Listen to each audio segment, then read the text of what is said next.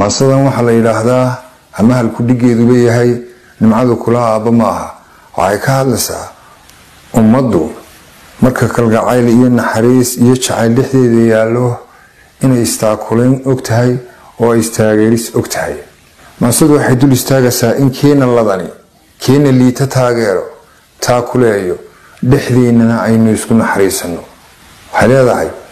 ayaamuhu waa wareegto adduunyadu waa harguura irmaankeedii iyo ladnaanta aadmigu laba goor ma haysto fakhrigu abtirsiima maaha haddaad amin xoola hayso nimcadu kula aaba maaha miskiinka awood dareeyey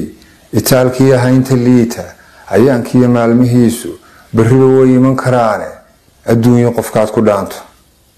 duruuf yaagtaada keentay ha noqon ma arxamo bakhayla ku dhaafayo oo manaanta ku dayrayo arag yaraanta ku diidayo uurmadhnaanta lahaw daymada islaamka lahaw damqashada ogaalka ka daa urugada waxyeelka ka daa digashiya ilaaqda ka daa afxumada saboolka markuu aqalkaagu buuxo haddii ereygaa waxgooyo markay hayntaa isgaadho haddii dadba kuu istaago markii anfacaa samaado haddii amarkaa fulaayo oo aad tahay ruux axsaan leh baldaalaca ubadka jaarka agoontiyo maxasta baahan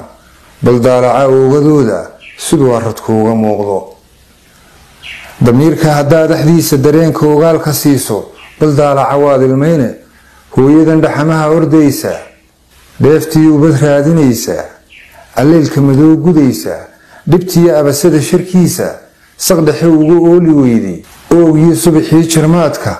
qoraxda ka istaagi weyday markay amin dooni weydo agnaanku dareemi waayo tukaan waxamaahin waayo uurkiyo qalbiguun ka oyda baleeg danyarahaas qoobay xishoodkuna aamusiiyey ishooduna kula hadlayso rabbina idin wada abuuray haddana idin wada arkaayo baleeg adigana ladnaantu siday tale kaaga awday siday runta kaaga ooday siday ehel kaaga goysay siday arxan kaaga maydhay maxaad xashilin u baahan intaad kala gacan adeegtay midaana jar laga helaynin abaal duni kuugu haynin ogeyn waayaha casuunti adduun dharginlaa addoomo adduun dhaqmilaa ayaamo adduun dhalilaa adduunyo israafka maxaad ku dhiibtay maalkuba imtixaamid weeye ilaa hantiduu ku siiyey haddaad iridaha samaanta wanaag ku aruurin weydo hayaadkana raaci weydo xaqana ku iftiimin weydo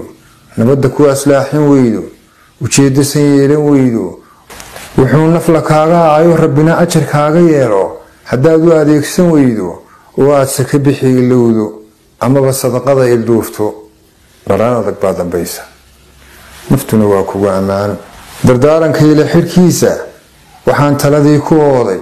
cafiska noqon ruux awooda xumaha noqon ruuxi laawa qofkaad uurkaba ku hayso ilaahay dartii u saamax qulubta ka saar addoonka maruun kugu dhibay adduunka ifkana khayr sii shaqayso. Assalaamu calaykum.